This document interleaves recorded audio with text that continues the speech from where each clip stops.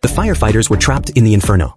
One of them was startled to see what seemed like an escape route ahead. Based on his experience, he immediately judged it to be an illusion created by the wildfire. Rushing towards it rashly would only lead to being engulfed by the flames. To minimize casualties, he led everyone to dig a bunker on the spot. They wrapped their entire bodies with tin foil, crouched in the pit, and waited for the fire to pass. However, the forest turned into a huge, natural oven, and the searing heat of over 1,000 degrees made the air unbearably hot. Soon, some people had difficulty breathing. At this moment, a young trainee firefighter lifted the tin foil to check the fire situation. Terrified by the flames in front of him, his survival instinct drove him to rush towards that exit. What he didn't know was that it was not only a gap in the flames but also a passage for high-temperature gas and thick smoke.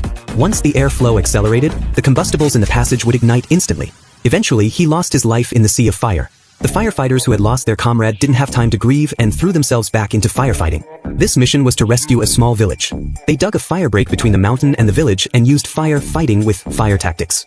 Just as the mission was progressing, the fire behind them suddenly advanced menacingly, forcing them to evacuate. Only then did they discover that the fire was set by the villagers.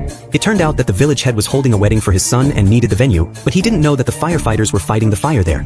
Instead of apologizing, the villagers accused the firefighters of incompetence, and a conflict broke out between the two sides.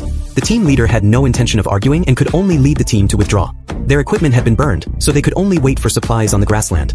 Meanwhile, the wedding in the village was in full swing, and no one noticed that a disaster was about to strike.